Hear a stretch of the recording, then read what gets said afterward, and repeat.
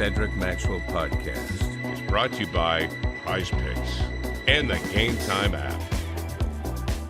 All right, another off-season edition of the Cedric Maxwell Podcast. I am Josue Pavon. He is Cedric Maxwell, of course, but we got a very special guest, man. We told y'all nothing but A-list guests during the off-season. We didn't miss this time, man. Ice Cube, the legendary rapper, actor, man, entrepreneur, you name it, man. I can't even go down your resume right now, but I'm very, very excited about this conversation. And thank you for taking the time. Of course, the big three in town this weekend. You got the All-Star game, the championship. Big weekend coming up here in Boston. And of course, Ice Cube is going to be in the house. But how you doing, Cube? How's everything, man? How's your summer been? It's been incredible. Thanks for having me on. Always been cool with cornbread. You know what I mean? We've had our back and forth here and there. But it's Are you a fan? You was a big fan? Well, I'm gonna say that I admire his game. As far as a fan, you know what time it is. I'm a Laker guy, but you gotta admire true competitors and people who step up to the next level. Especially to the championship level. So it's always been mutual respect with not just cornbread, but everybody, all the Celtics, it's been always mutual respect, Well, let me say it. Let me ask you this then. Suppose I bring ML Carr in right now. It's the same. That's Max's boy right there. If he was on a championship squad, you got to salute it. You can't hate on that. That's the pinnacle. And it's all salute. When it comes to that. But y'all know what time it is when it comes to Ice Cube. Well, you know what? You guys made Jayson Tatum actually know me for the 30 for 30. Yeah, I was walking around and one day he came out on the floor. He was getting ready to practice. He goes, cornbread. I said, what's wrong with you, man? He said, I saw that 30 for 30. Damn, you were a bad motherfucker back then. I said, that's how I get my props. 30 for 30 with Ice Cube talking shit about me, our team the whole time, hating on the Celtics. I mean, that was a brilliant thing that they put you and your guy dying together. You guys were brilliant. Yeah, real fans, and 30 for 30 is a great way to teach the history, to teach the history of what it was, when we were, in the 80s and, from a player perspective, from a fan perspective, the passion is still there, the memories. And, it's a special time in basketball that it's hard to match. I can't find a match for that feeling, that time, that rivalry. So, I was proud, and I'm glad that Donnie did it too, because he's a proud Celtic fan. So to have two, filmmakers and fans and passionate people from our city to voice that over, it was just that's dream come true stuff for somebody like me, because like I said, I watched it on TV, cheering in my living room or crying in my living room, whatever the outcome was. But to now be a part of it in some kind of way, it was amazing. Yeah. Yeah, man.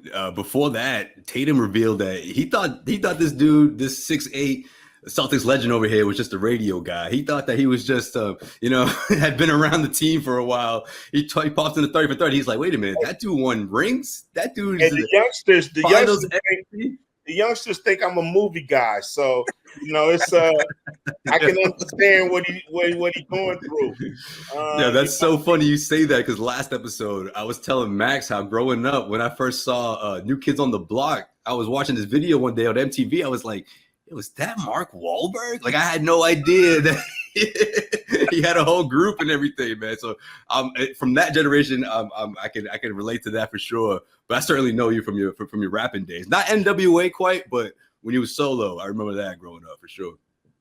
For sure. I mean, it's all good. As long as they know us, that's all that matters. We still here and we got a lot of history. And when they get to know us, they really know why we're still here. You know what I mean, and why we're still around.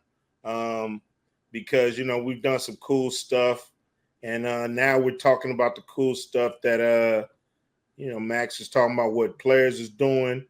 I'm talking about I'm displaying basketball with the big three.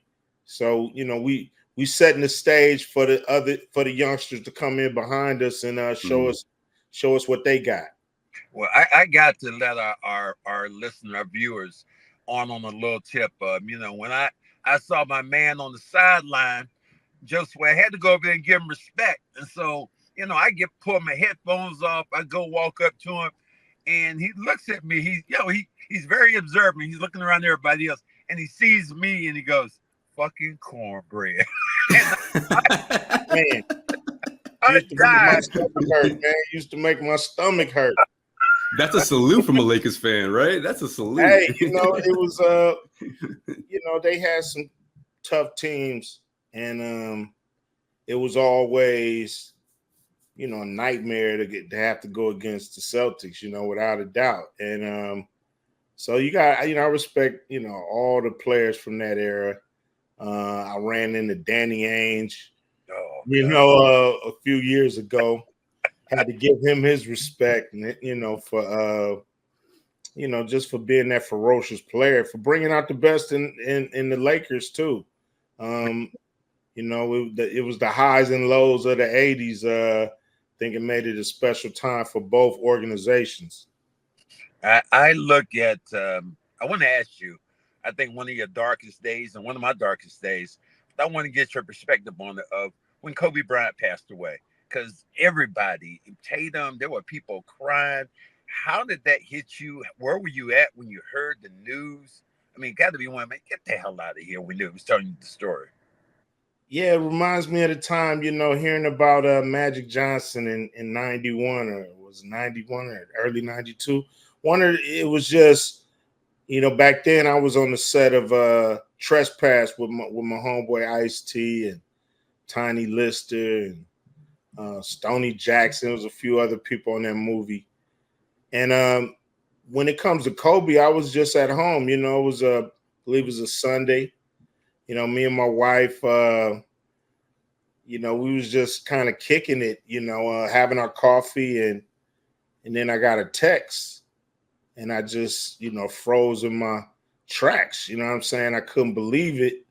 And when you get a text, now you searching for the remote, you trying to get to some news, and damn, it's true. And you numb. Like, I think for about a week and a half, you just numb to, you can't believe it. One of the the best players to ever play the game is gone, before he can really enjoy his retirement, and show us what else he had in store. Just won an Oscar.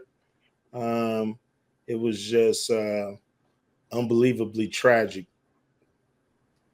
Yeah, Max and I were actually on the road that Sunday. Celtics were playing the Pelicans, and Tatum didn't play. I think that was already set in stone that he was going to play that game, but just seeing the devastation on his eyes, on everybody's eyes, man, we'll never forget that, because literally Max and I, we embraced one another like an hour, maybe hour and a half after it was announced. I was on my way to the arena, and I'm like, man, this is the one time I'm hoping someone hacked TMZ, because when TMZ gets it, it's usually right. It's accurate news. I was like, I'm hoping this is the one time that they're wrong, but of course that wasn't the case, man. Yeah, man. It reminded me of a lot of ways. I know you guys as Celtics has had tragedies, with Lynn Bias, Reggie Lewis. Yeah, Reggie Lewis. Yeah, his anniversary just passed a couple weeks ago. Yeah. Yeah, and you like, man, like, you just feel, rivalries or that part go out the window when it's something on this level. And so I know the Celtic fans respected Kobe and his game. I know he always got up to play the Celtics and always knew what that meant. lost the championship, won the championship. So that was his favorite I one. just think it's mutual. It's just mutual respect. You know what I mean? All across the board, and us as Laker fans, we appreciate it. Man, I tell you what, I don't think I've ever hated some people. Hate's a strong word, but when I saw Magic and Coop and Worthy, I wanted to fucking throw up, man. Them dudes. Yo, you still feel that way? What do you mean you used to? It still pisses me off right now. I was these dudes, man. I'm like, get the hell out of here. I mean, Magic came up and wanted to shake my hand. I'm like, but the thing he did that pissed me off even more. We were at the Laker game. We were down on the floor about 3 or 4 years ago. I had my headphones on, and somebody slapped me in the back of the head. And I looked to my left. It was nobody. Looked to my right. It was Magic walking away, and he had his hand up. Hey, I will go. I'll pull these damn headphones off. That's the beautiful thing. Look, Damn late. we got our championship game there Sunday, and Michael Cooper's coaching the championship game, and he coming to me, saying stuff like, "Hey man, this is in Boston, man. So we gotta win this." And I'm like, "You're not playing no more, man. Don't put that in your team head. That has nothing to do with it." He's just like, "Nah, we gotta walk out of Boston with a win. It's really important." I'm like, yeah, y'all funny. Don't never quit, man. Yeah, y'all it never ends. It never ends. That's the beauty of it. Oh, we like old soldiers, man. We just don't give it up. I have respect for him. I told somebody on the podcast earlier, I said, I respect the hell out of Magic right now for what he's doing as an entrepreneur, what he's done for Black people, HIV, all that. I absolutely respect him. But then the guy turned around and said, "But how do you feel about it?" I said, "I still hate his ass. I hate that. I hate that."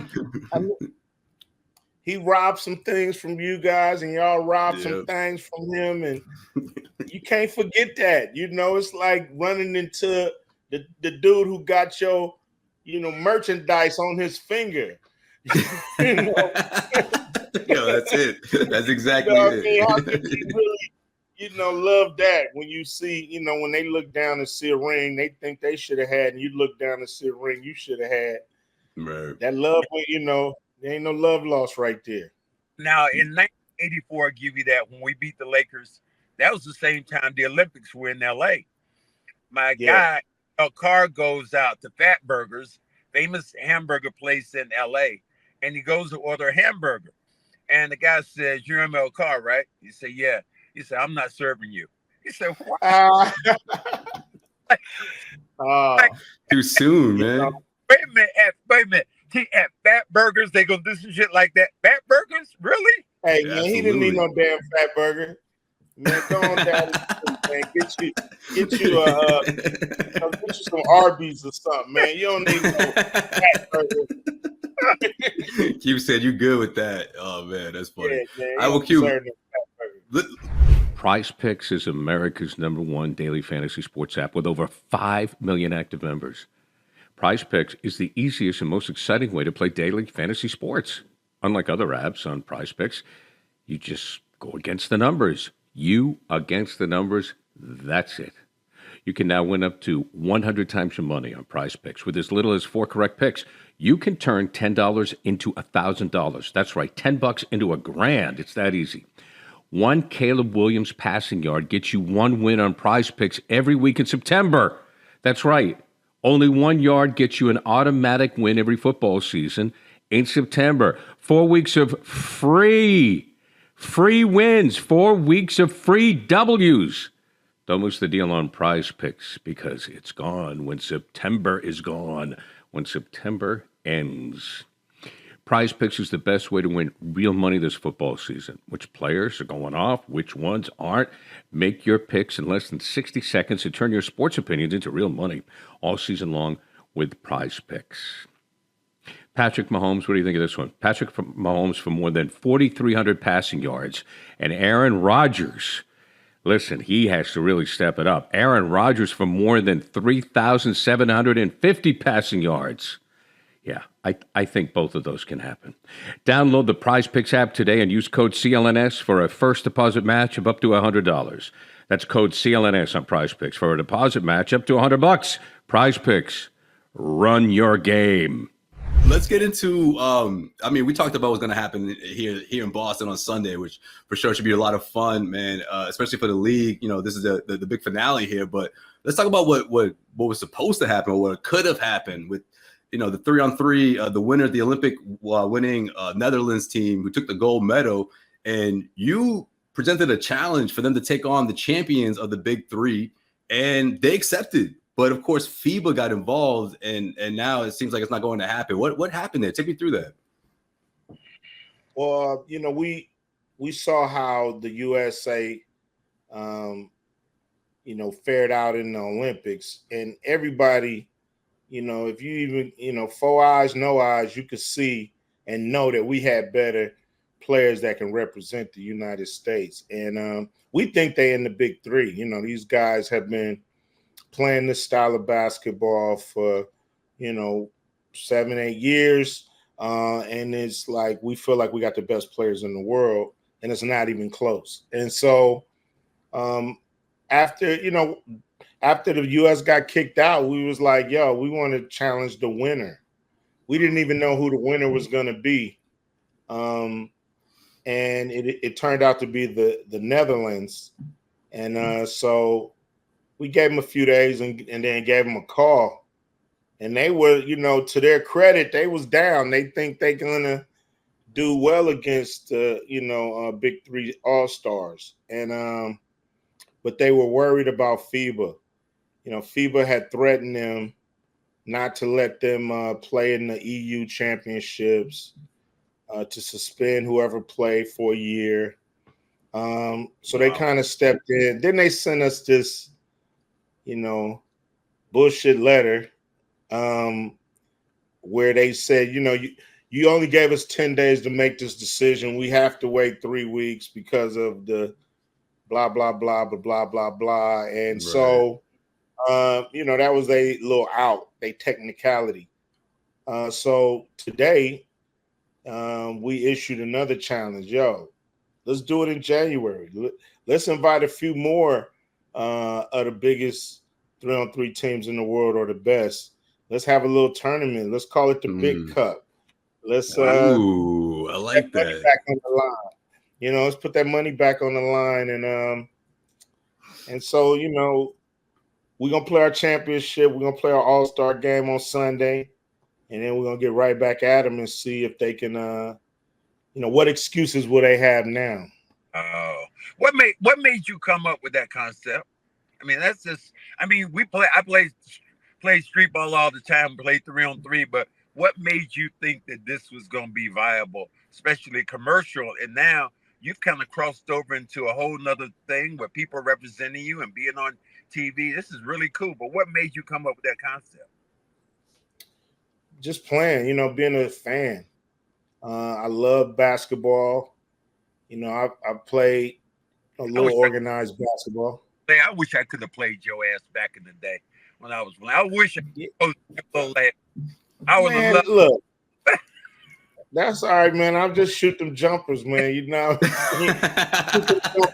gonna chase you. Yeah, I ain't about nah. I know what you can do down there. I ain't about to come in that paint. But just playing, a lot of 3-on-3 in my backyard. At my house we had the court. So we had everybody in the backyard battling, and it's it's just a great game. It's a mano-a-mano game.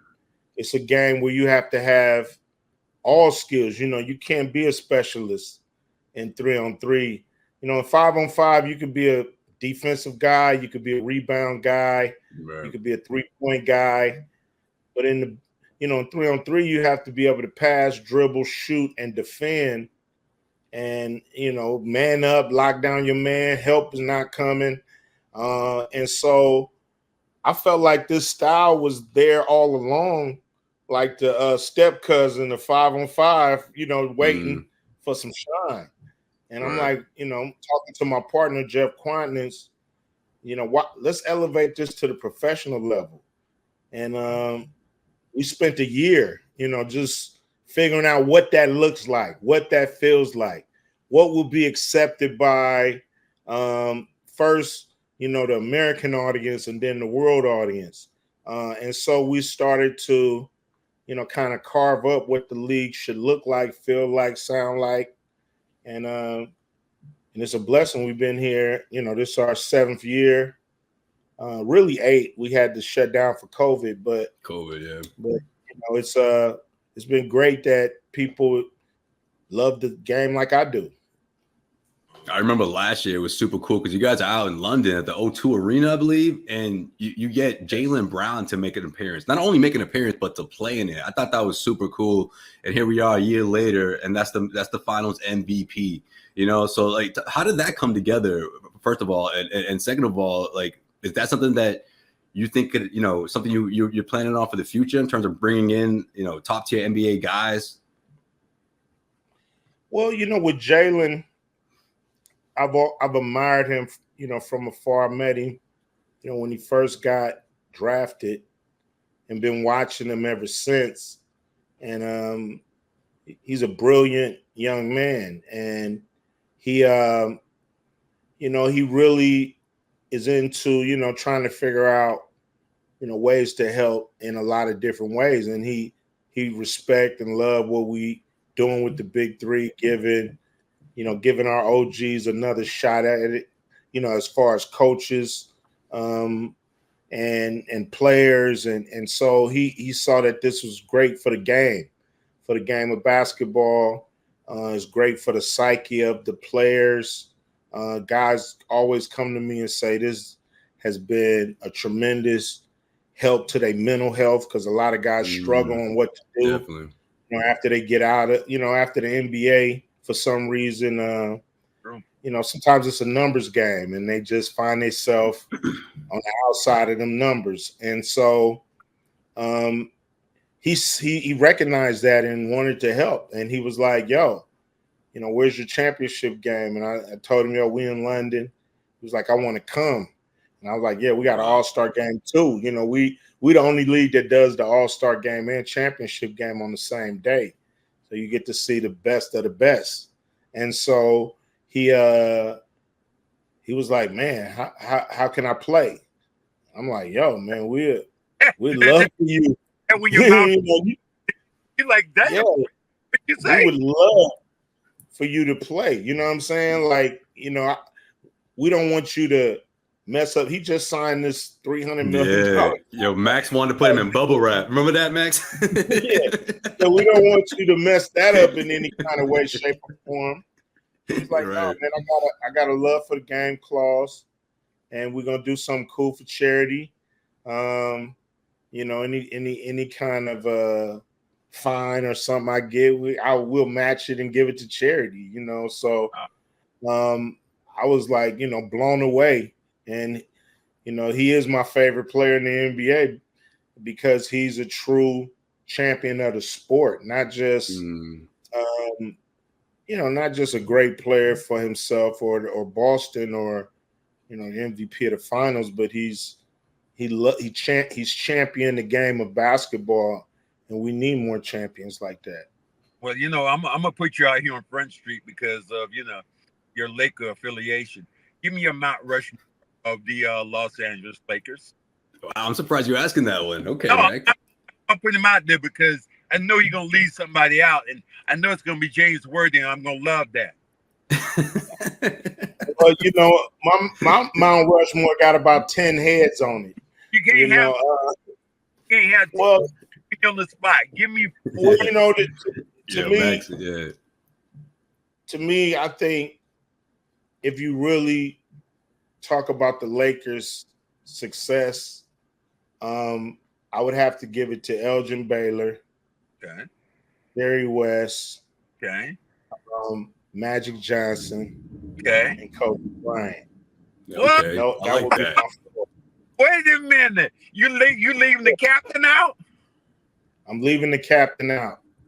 I believe the captain needed Magic to get over the hump. Oh, now I see why Max loved this question. There you go. Yeah, I do. Whoever you Magic. leave off, he's gonna Get over the hump. Without Magic, they were playing tight. With Magic, they played loose, free, and won the championship. And I got to say Kobe Bryant. A 20-year Laker.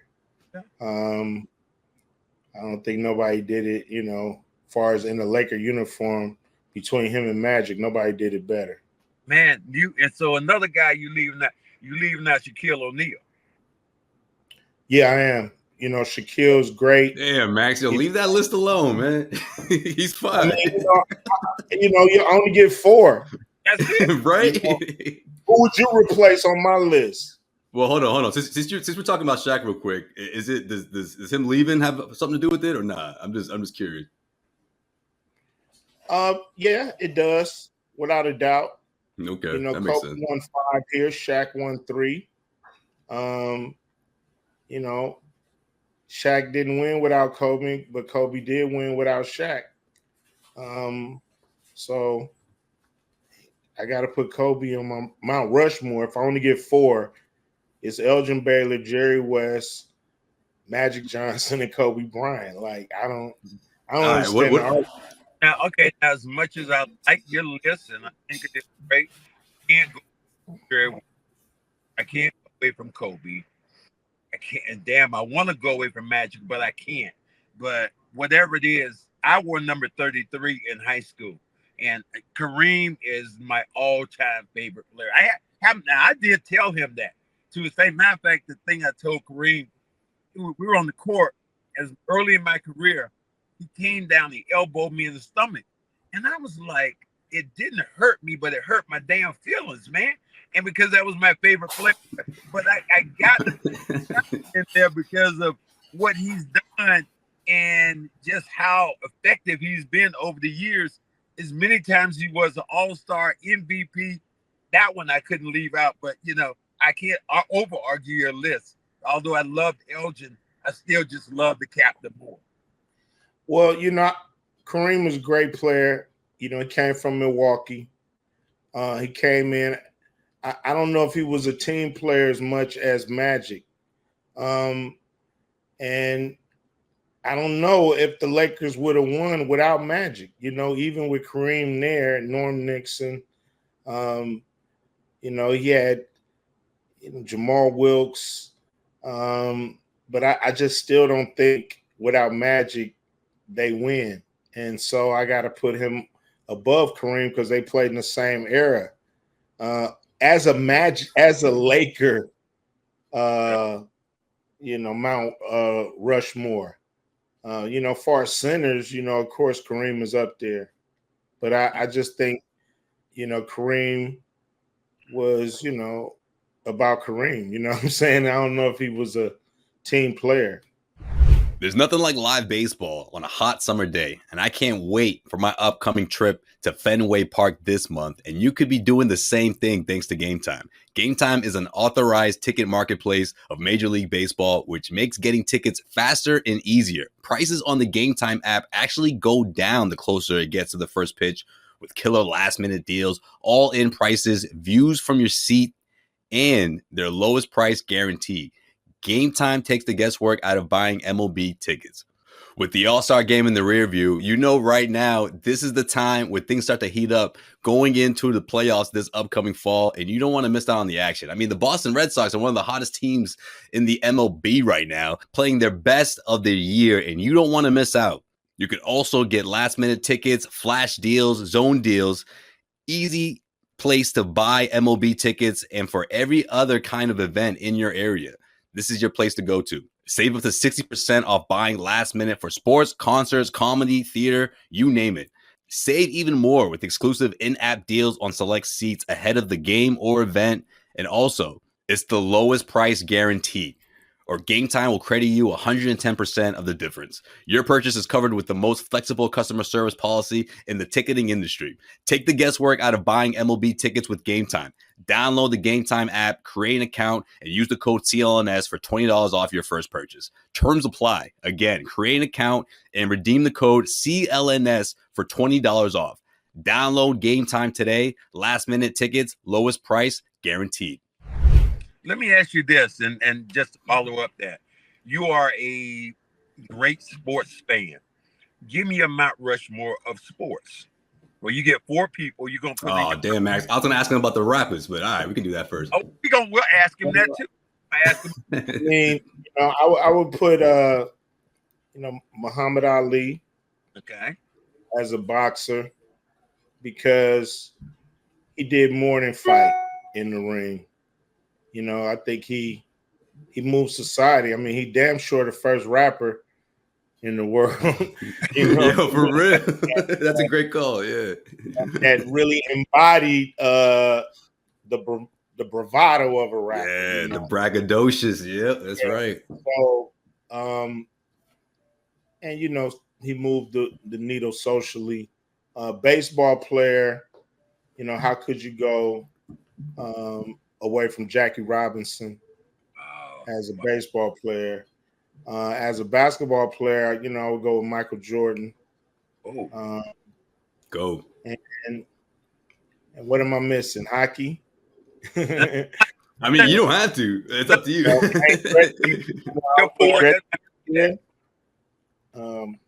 Gretzky, yeah. Just wait. Hit him with that question you about to ask him, because I definitely want to hear this about his Mount Rushmore of rappers, man. This is what I want to hear. Oh, You've been through generations here, so this should be a really good list. I would go with Melly Mel. Okay. Because Melly Mel, to me, showed us the power of rap.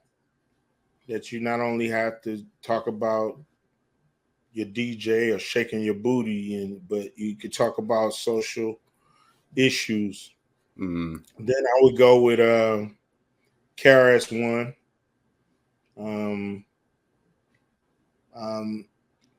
Then I would go with Chuck D. Oh man, we had him on the show last month, man. That was an incredible episode. That's big shout out to Chuck D. And then I would go with Ice-T. Ice-T, okay, West Coast rapper, is he's our Moses, so to speak. He definitely I like that. Balls for West Coast rap, so I got to put him up there. Damn, just wait. I can't believe you left out your favorite guy, E40. Yo, stop playing. Not even. E40. I walked up to E40. I met him at the game, and Josue is introducing to me. He said, "Yo, E40." I'm like, "Yo, what's up, man? Nice meeting you." And they said, "Ping pong, back at you." Yeah. Yeah. And Max is looking at me for like I'm a translator. I'm like, I don't know that lingo, man. That is not slang that I'm familiar with. Every time you talk to him, he gonna say something new, something different. You told me one time, Cube, you got it. Are you solid or you salad? I'm like, I'm solid, baby. Well, that would make some more sense, but that's funny, man. That's a funny line.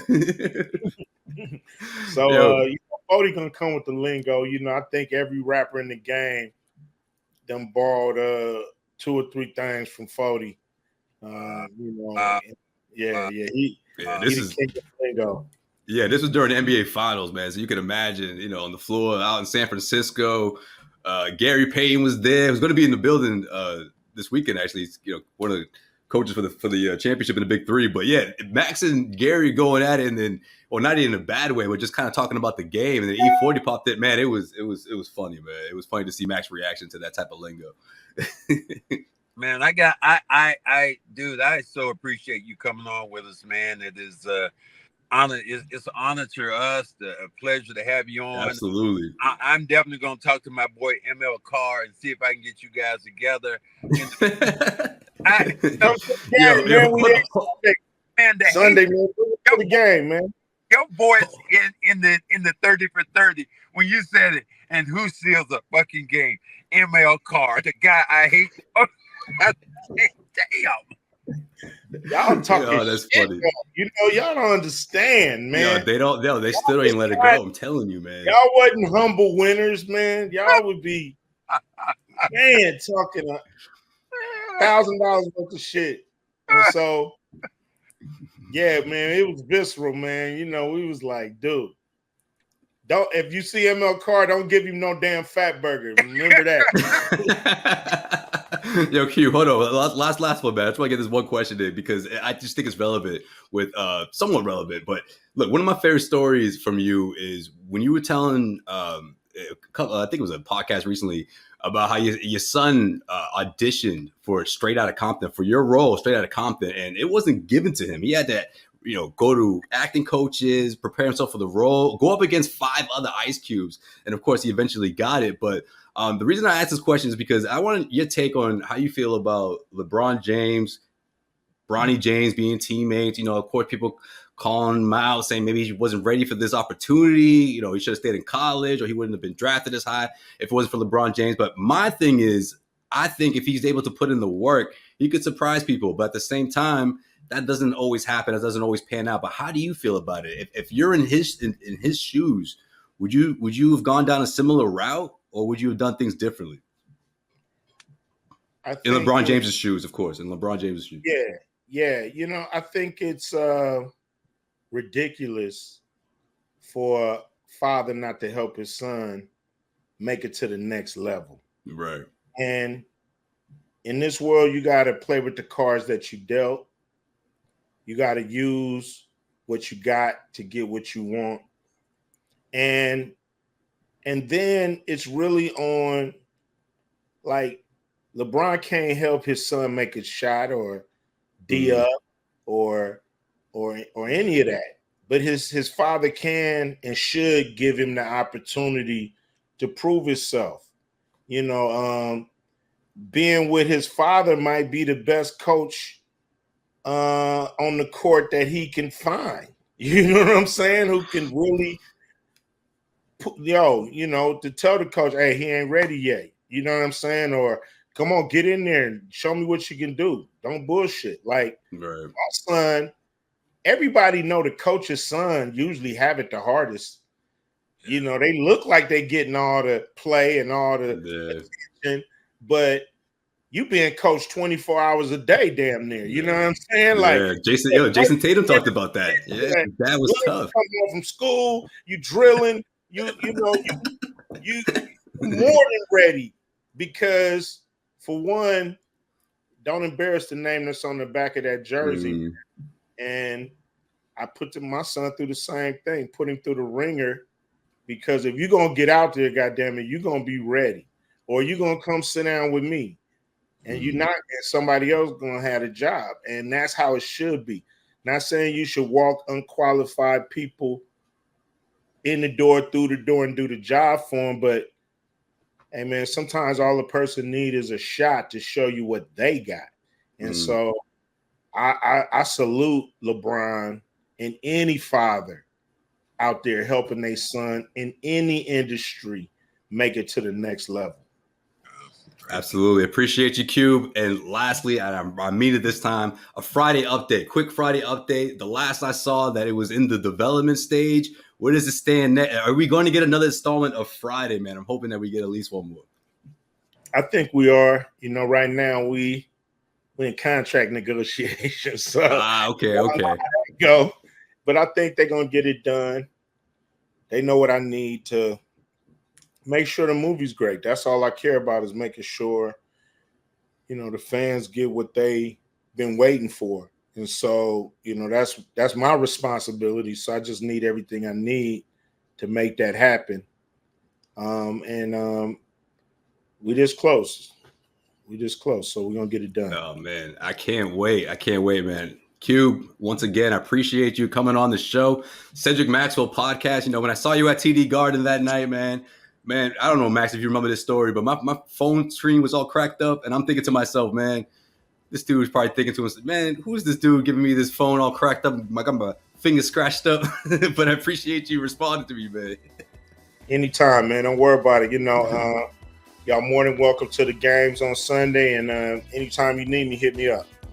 Sounds good, man. All right, Cedric Maxwell. Looked like his laptop was dying there. So for Cedric Maxwell, I'm Josue Pavon. He is Ice Cube, and we'll see you guys next week, man. Thanks for tuning in. Later.